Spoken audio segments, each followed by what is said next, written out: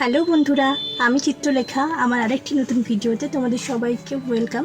আশা করি তোমরা সবাই খুব ভালো আছো। আজকে স্যাটারডে, আমি আর আমার হাজব্যান্ড দুজন একটু বেরিয়েছি বাজারে, ওই টুকটাক কিছু ঘরের জিনিসপত্র নেওয়ার জন্য। তো চলো তোমাদের সাথেও ভিডিওতে সব কিছু শেয়ার করব। তারপর বাজারে টুকটাক যা কিছু কেনাকাটা করার ছিল সেগুলো কিনে নিয়ে আমরা দুজন চলে গেছিলাম পেট্রোল পাম্পে গাড়িতে পেট্রোল ভরার জন্য। আর আমি থাকি হচ্ছে দুর্গাপুর শহরে, আর সেটা তো তোমাদের সাথে আগে বলা হয়নি। তো গাড়িতে তেলটা ভরার পরে তারপরে আমরা রাস্তায় একটু এদিক ওদিক যাচ্ছিলাম, তোমাদের সাথেই কিছু শেয়ার করব তার জন্যই। তো দেখতে থাকো ভিডিওটা, আর কেমন লাগলো ভিডিওটা দেখে অবশ্যই কিন্তু কমেন্টে জানাবে। সঙ্গে থাকো। কোন দেওয়ালে মশারি, কোন ফেনায় কম সাবান, কোন ছুরিতে। তারপর আমরা আবার বেরিয়ে গেছিলাম। তো চলো তোমাদের সাথে আর একটা জিনিস তোমাদেরকে দেখাই। তো এই যে এখানে যেতে যাচ্ছি এটা হলো চিত্রালয়ের মাঠ। এখানে রথের মেলা হয়। এই কিছুদিন আগে অবধিও বেশ মাঠটা জমজমাট ছিল, কত দোকান বসেছিল। আর মেলা ঘুরতে কারই না ভালো লাগে, আমিও এসেছিলাম দুদিন। আর দেখো কি সুন্দর লাগছে চারিদিকটা। আর মেলাটা বেশ ছিল, 15 দিন মতো মেলাটা ছিল। 15 দিন বা 1 মাস মতো হবে হয়তো, আমি দুদিনই এসেছিলাম। আর চারিদিকটা কত সবুজ, আমি বলেছিলাম না আমার সবুজ ভীষণ ভালো লাগে। আর দুর্গাপুরটা একদম সবুজ শহর, ভীষণ সুন্দর। তারপর রাস্তায় যেতে যেতে হঠাৎ পড়েছিল হচ্ছে আমার হাজব্যান্ডের স্কুল। চলো তোমাদেরকে দেখাই। ছুঁয়ে ফেলে আশারাটা পথ, ভীষণ খামখেয়ালে। এটা হলো দুর্গাপুর বিধানচন্দ্র ইনস্টিটিউট। এই স্কুলে আমার হাজব্যান্ড 11-12 2 বছর পড়েছিল। তোমাদেরকে একটা জায়গায় নিয়ে যাব, চলো দেখাবো। যেখানে যে মাঠটা তোমাদের সাথে একটু আগে শেয়ার করলাম, ওখানে তো বললাম যে রথের মেলা হয়। এবার ওই রথের মেলায় যে জগন্নাথ দেব থাকে, ওনার মন্দিরটা চলো তোমাদের দেখাই।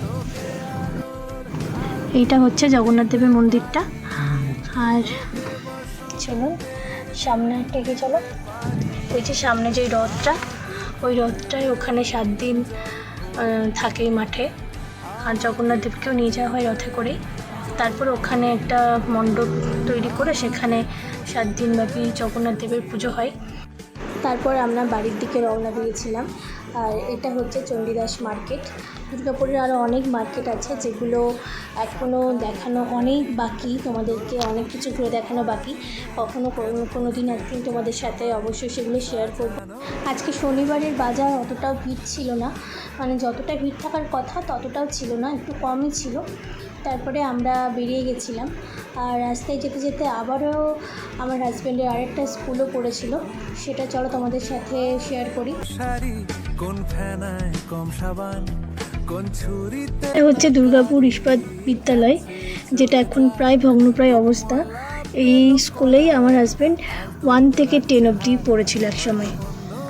তারপর দেখো আমরা আমাদের স্ট্রিটে ঢুকে গেছিলাম। আর এটা হচ্ছে আমাদের বাড়ির সামনের রাস্তাটা। বাড়ি এসে গেছি, এবার দেখি গিয়ে কি রান্না বান্না হয় আর সারাদিন আর কী করছি চলো তোমাদের সাথে নিশ্চয়ই শেয়ার করবো। তোমরা সবাই সাথে থেকো। দুপুরে রান্নাবান্নার জন্য মামনি সবজি কাটতেও বসে গেছে, তারপরে উচ্ছে ভাজাগুলোও বসিয়েছে। আজকে রান্নাবান্না মামুনিই করেছিল। তারপর আমাদের বাড়ির পাশে একটা বাড়িতে একটা মাধবীলতার গাছ আছে, গাছটা ভর্তি মাধবীলতা ফুল হয়েছিল। কি সুন্দর দেখতে লাগছিল, দেখে আর লোভ সামলাতে পারলাম না। তবে বেশি তুলিনি, কয়েকটা ফুলই তুলেছি। শুধু ফুলগুলো তুলে নষ্ট করব। আর ফুলের কুড়ির দরকার ছিল আমার কিছু, মানে দেখে আমার একটা জিনিস বানাতে ইচ্ছে করলো। তো ভাবলাম যে চলো সেটা তোমাদেরকেও দেখাই। কি বানাচ্ছি তোমাদেরকে দেখাবো, তোমাদের সামনেই বানাবো। আর এটা বানানো যদি তোমাদের দেখতে ভালো লাগে তাহলে আমাকে বলবে, আমি পুরো ডিটেলসে ভিডিওটা তোমাদের সাথে শেয়ার করব। এগুলো হচ্ছে মাধবীলতা ফুলের কুড়ি। আর এই কুড়ি দিয়ে আমি বানাবো হচ্ছে বিনি সুতোর মালা। এটা আমি দেখেছি প্রচুর, সেরকমভাবে অতটা বানানো হয়নি, অতটা ভালো হয়তো আমি পারিও না, তবে চেষ্টা করি। দেখো কীভাবে বানাচ্ছি।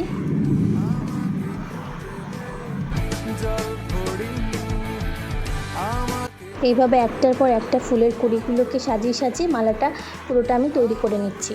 তারপর দেখো কেমন লাগে দেখতে। আমি তো বেশি কুড়ি তুলিনি, কয়েকটা নিয়েই আমি ছোট্ট একটা বানিয়েছিলাম।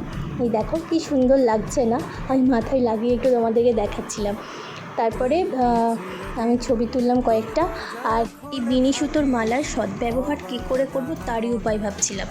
তারপরে মনে পড়লো উপরে আমার একটা খুব সুন্দর টেবিল আছে, মানে আমার খুব প্রিয় একটা টেবিল আছে, যেটাকে আমি আমার মনের মতো জিনিসপত্র দিয়ে সাজিয়ে রেখেছি। আমার হাতে বানানো কিছু জিনিসপত্র, আমার খুব প্রিয় কিছু গাছ দিয়ে সাজানো আছে সেই টেবিল। আর ওখানেই বিরাজ করছেন বুদ্ধদেব। এটি আমার অ্যানিভার্সারিতে আমার বোন আমাকে দিয়েছিল, তো তাই ভাবছিলাম বুদ্ধদেবকে একটু ভালো করে মুছে নিয়ে ওনার গলাতেই মালাটা পরিয়ে আমার বিনি সুতোর মালার সদ্ব্যবহার করলাম। কিন্তু দেখো না, মালাটা না আমি উল্টো পরিয়ে ফেলেছিলাম, পরে অবশ্য ঠিক করে দিয়েছি। তো তারপরে দুদিকে দুটো সুতো বেঁধে নিয়ে তারপরে বুদ্ধদেবের গলায় পরিয়ে দিয়েছিলাম। কেমন লাগছে তোমরা কিন্তু জানিও। বিভিন্ন ধরনের বুদ্ধ মূর্তি আমার খুব ভালো লাগে। আর তারপর যে মাধবীলতা ফুলগুলো ছিল সেগুলো ওনার পায়েই সমর্পণ করলাম।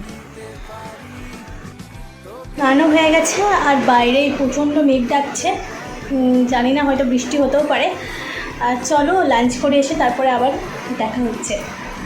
তো কমপ্লিট। এই দেখো বাইরে প্রচুর বৃষ্টি পড়ছে, আমার জামা কাপড় তোলাও হয়ে গেছে, মেঘও ডাকছে কুড়ুম কুড়ুম করে, আর বৃষ্টি শুরু হয়ে গেছে। দেখো বৃষ্টি আর পিছন ছাড়বে না, বৃষ্টি হয়েই যাবে।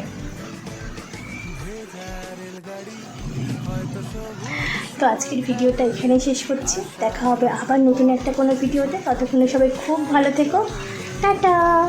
পেরোয় মেঘ আর তারায় ভরা